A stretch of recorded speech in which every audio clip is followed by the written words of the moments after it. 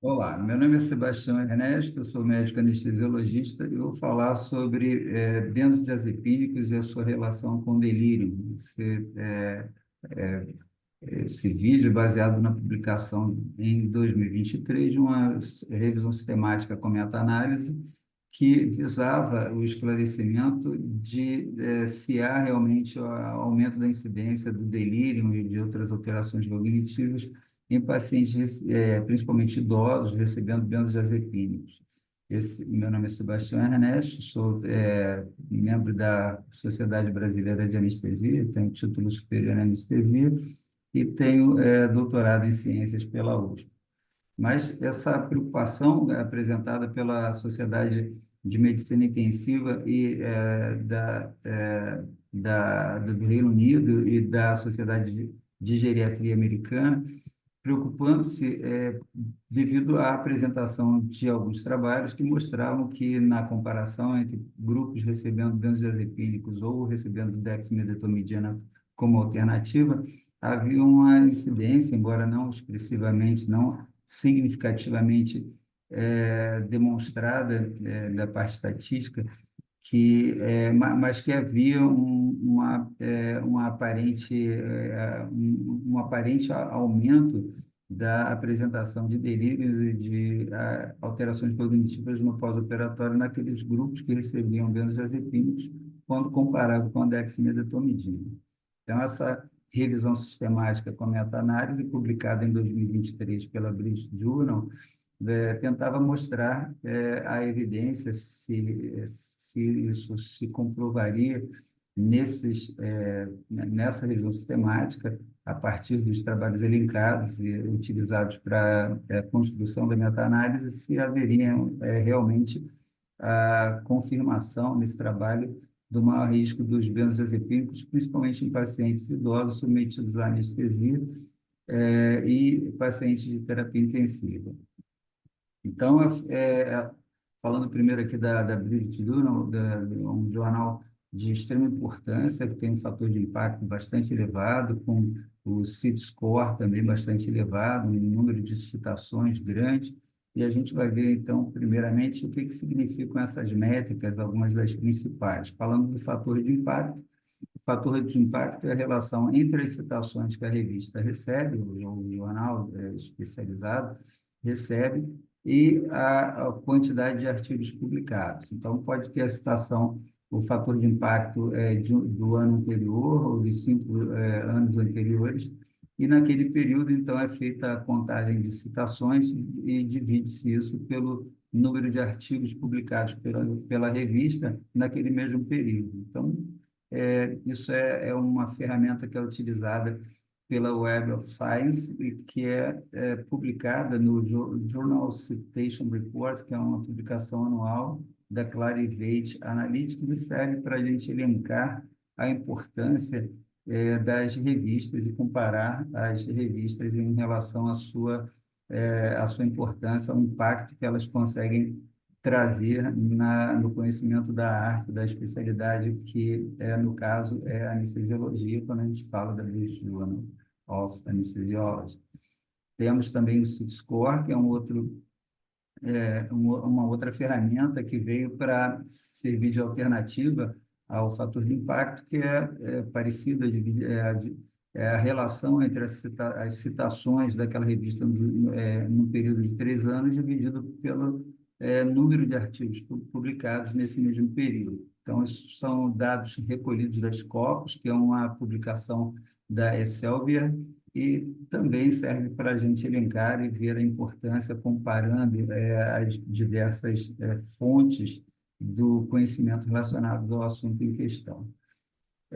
A revisão sistemática, então, no caso, realizada, ela vem como padrão, né, a partir de uma pergunta elaborada, uma pergunta que deve ser é, provida de alguma estratégia que leve a uma possibilidade de se replicar aquele estudo, caso seja feita novamente a pesquisa por outro pesquisador, por exemplo.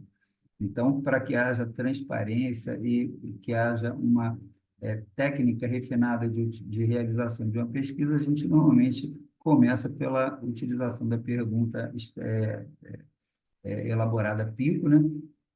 Onde se relaciona com ou os pacientes escolhidos para serem estudados, ou a população, ou um tipo de problema que se deseja analisar. A letra I se relaciona com a intervenção que a gente está pesquisando, qual é a intervenção que se pretende avaliar. O C é a comparação, o controle, com o que a gente vai comparar aquela intervenção, e o outcome, que é o desfecho, que a gente vai tentar ver na comparação entre as duas estratégias, seja uma delas a intervenção escolhida e a outra ou uma intervenção diferente, ou apenas a não realização daquela intervenção, para ver se há uma diferença no surgimento daquele desfecho que a gente está pesquisando. Então, aqui no caso, um exemplo fictício aqui, a população seriam crianças recebendo acetaminofén, comparando com o ibuprofeno para avaliar a redução da temperatura. Então, seria um exemplo simplificado, e sempre pensando nos operadores booleanos que a gente vai utilizar para formular a estratégia de busca nas diversas bases de dados, nas diversas ferramentas de busca, né? Então, a gente vai utilizar operadores booleanos que vão nos ajudar na busca daqueles artigos nas diversas fontes, nas diversas bases de dados, ferramentas de busca, onde o OR significa que um determinado termo que a gente vai colocar ali, por exemplo, no nosso caso, a gente quer, a gente vai observar aqui quais que são as preocupações dessa pesquisa realizada do benzodiazepínico, e a gente vai procurar, por exemplo, o benzodiazepínico como uma palavra que deve ser utilizada em alguma dessas relações dos termos dos operadores booleanos. Então, a gente, quando utiliza o OR, significa que os termos elencados, as palavras que a gente vai utilizar, podem estar, devem todas elas estar presentes naquela relação de construção da frase de pesquisa.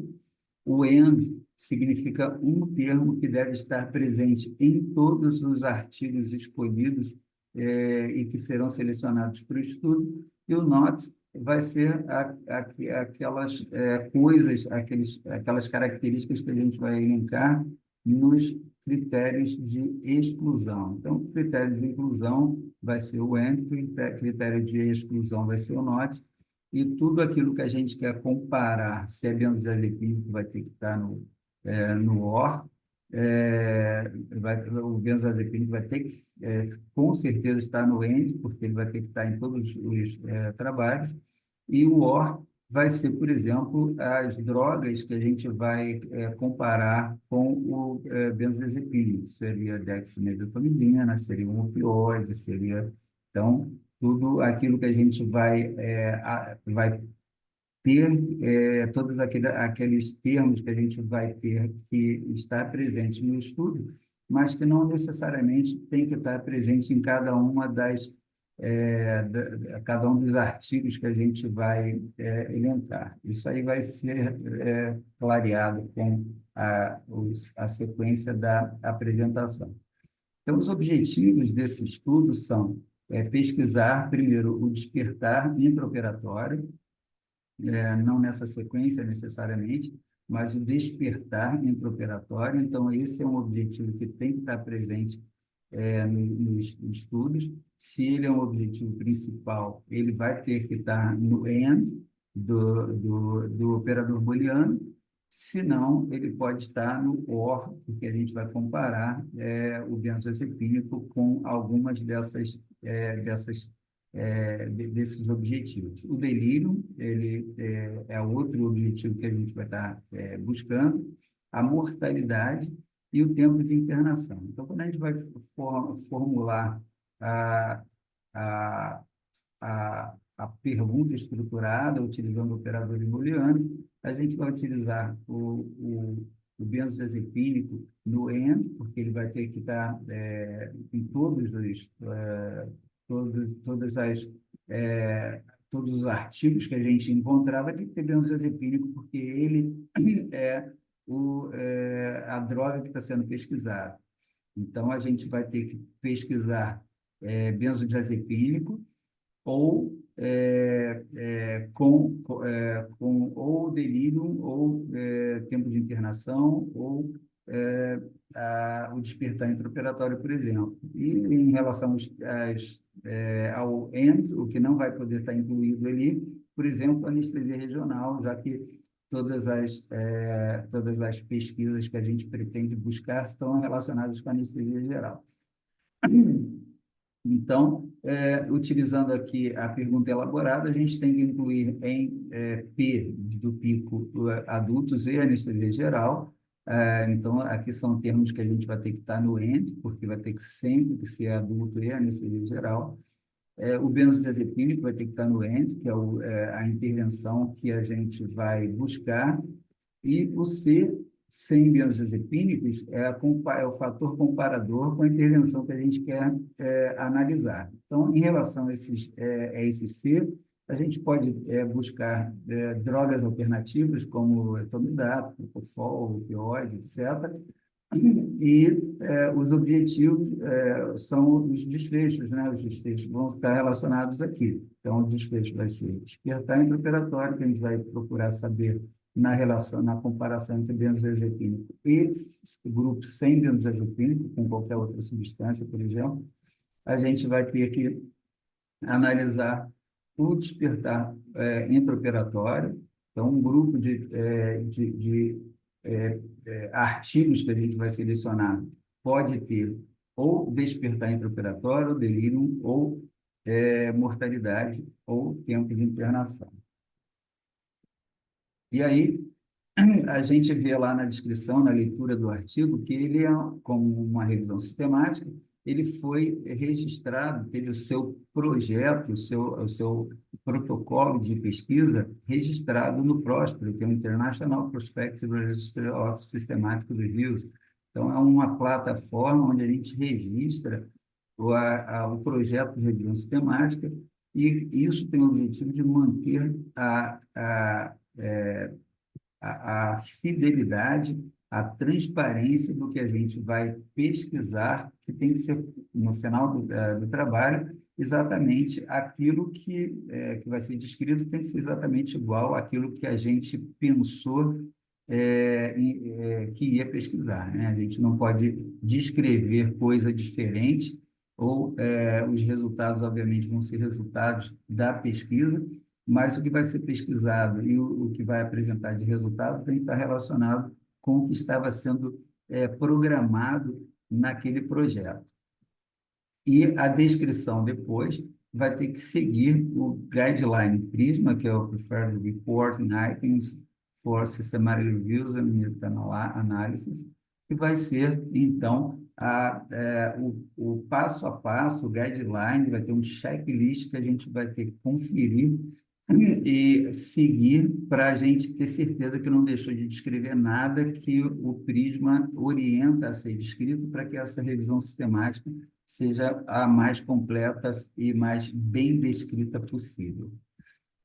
Do mesmo jeito que a gente construiu uma pergunta PICO em relação ao que a gente quer pesquisar, a gente também tem que construir uma pergunta elaborada PICO em relação ao tipo de artigo que a gente vai aceitar na nossa pesquisa. Então, a programação dele, no projeto, ele descreveu que ele apenas utilizaria ensaio clínico randomizado e estudos observacionais prospectivos. Então, essa é a população de documentos que ele vai buscar.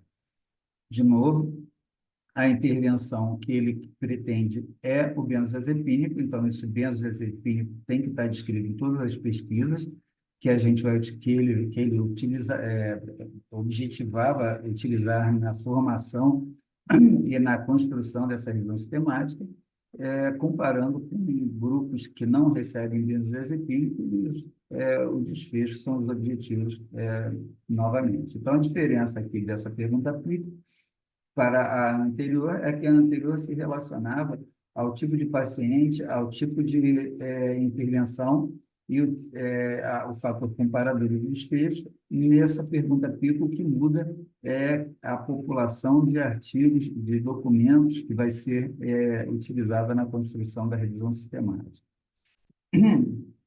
E aqui a gente aproveitou para fazer um passo a passo de como a gente consegue abordar a plataforma Próspero quando a gente quiser fazer uma revisão sistemática. A gente vai lá, pode ir no Google, né? Ele põe lá Próspero. Nesse caso, eu já coloquei o número do registro do projeto desse trabalho que estava já descrito. É isso que o revisor da revista faz quando você submete uma revisão sistemática na revista.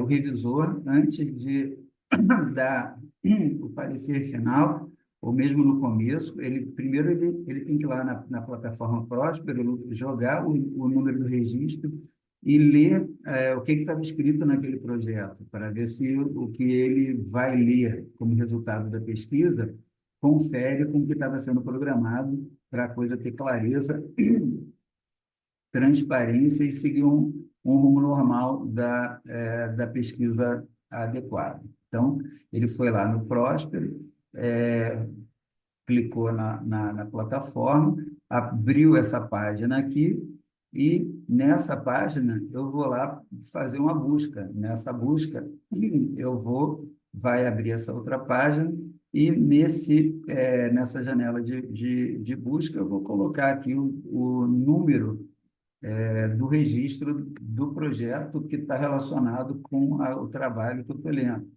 Então, ele vai abrir aqui as opções, eu clico no projeto relacionado a esse número de registro e vai abrir, então, o projeto. Isso aqui é um documento que fala o passo a passo de tudo que estava sendo programado para a realização dessa pesquisa a posteriori, né? Onde que ele vai pesquisar, onde que ele vai puxar os diversos artigos que ele pretende utilizar na construção dessa pesquisa, e depois de feita essa conferência, a gente vai lá no trabalho ver se está conferindo. Então, ele buscou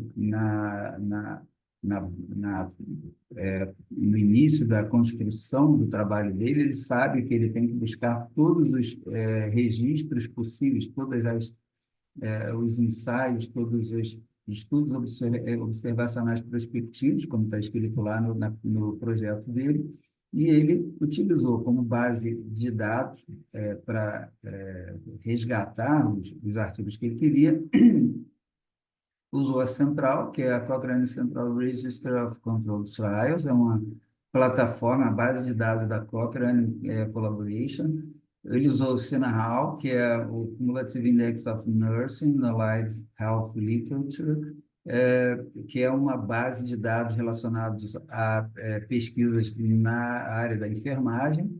Ele foi lá no Clinical Trials para ver se ele ainda conseguia pegar mais algum artigo, eventualmente um artigo que ainda não estava publicado ou que não tinha sido publicado. Então, através disso, através do Clinical Trials, ele consegue ver. A gente sabe que o Clinical Trials é a plataforma de registro de projetos de ensaio clínico randomizado.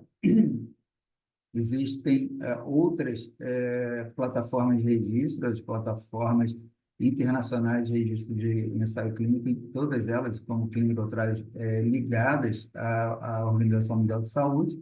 Então, ele pode ir lá, ele deve ir lá e ver se tem mais algum projeto registrado que eventualmente possa ter, inclusive, concluído, mas não foi registrado por vários motivos, ou que pode ser publicado enquanto ele está fazendo essa busca de informações, de artigos para a construção do seu trabalho. Então, no final, quando ele tiver começando a fazer a descrição dele dos artigos que ele selecionou, ele pode voltar lá e observar, procurar os artigos que ele conseguiu ver o registro na Clinical Trials e, e procurar aqueles que estavam registrados, mas que ainda não estavam publicados.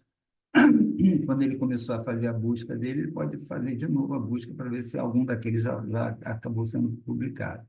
Ou então ele vai atrás daqueles ensaios nas bases de busca de literatura cinzenta, que a gente vai ver o que é depois.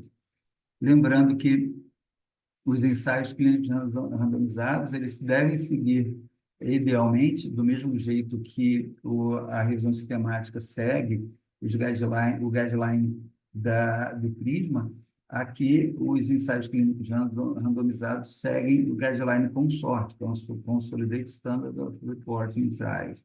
Então, os ensaios que seguem esse guideline, eles normalmente são ensaios que são mais completos, melhor descritos e que não deixam dúvida contra possibilidade de ter sido ou não cegados, foi um ensaio clínico randomizado, como foi feita a randomização, se foi adequada a blindagem, se foi a cegagem, o cegamento, né, das informações na pesquisa para ver se aquele trabalho teve uma metodologia adequada. E os estudos observacionais que seguem o guideline STROBE, que é o Strengthening of the Reporting of Observational Studies in Epidemiology. Da mesma forma que a gente descreve uma revisão sistemática seguindo o guideline PRISMA e o ensaio clínico randomizado segue o guideline CONSORT, os estudos observacionais seguem o guideline Stroke. Então, são bases de dados central, sinal, também foi feita a busca na Medline, etc., em Base, e aqui é só uma descrição comparando, né, os diversos guidelines de orientação para uma construção de manuscrito adequado. Em relação à busca, então, eles ainda podem ir atrás daquelas publicações que não apareceram nas grandes revistas, nos grandes jornais indexados. Então, tem o Open Gray na Europa, que pode fazer busca de teses, dissertações e outras publicações, o Gray Guides, que é outra base de dados também, e a gente pode ir na base de teses, dissertações, do Open Access Theses and Dissertations, onde a gente pode também conseguir publicações ou ensaios ou outros tipos de trabalho que nos interessem, que não foram publicados, mas estão lá na base de dados de dissertações. Então, é muito importante, numa construção de uma revisão sistemática que pretende ser o mais completa possível, que não deixe passar aqueles trabalhos que muitas vezes trazem informação importante, mas que, por exemplo, você não teve um resultado positivo naquela pesquisa, estou pesquisando a droga A, achando que ela vai trazer um grande benefício, por exemplo, em relação à pressão arterial, e essa droga A, ela não apresentou esse benefício no ensaio clínico, por isso o ensaio clínico não foi publicado, ou porque o autor desistiu, desanimou, ficou frustrado, ou a revista não aceitou, porque a revista, ela normalmente aceita com mais facilidade os resultados positivos na pesquisa, que são aqueles que causam mais impacto. Só que na hora da revisão sistemática, se a gente publicar só o que mostrou benefício de uma determinada droga ou malefício de uma determinada droga, a gente acaba sem ter os outros resultados que contradizem esse, e aí a estatística construída a partir dessas publicações fica faltando um pedaço, né? Faltando o contraponto, que muitas vezes aparece em algumas pesquisas e acabam não sendo publicadas. Então, a literatura cinzenta, ela faz referência a isso. São aqueles trabalhos que de certa forma, frustram um pouco o autor por não ter seguido a linha de raciocínio da hipótese que ele vislumbrava. Bom, então essa primeira parte da apresentação relacionada mais à parte acadêmica, né, a parte eh, de métrica e de metodologia, que foi a primeira parte da apresentação sobre essa revisão sistemática, e, na sequência, vamos ter o vídeo falando dos resultados da pesquisa que foi realizada. Espero que tenham gostado desse conteúdo. Muito obrigado. E, se gostaram, deem um like, compartilhem. Grande abraço.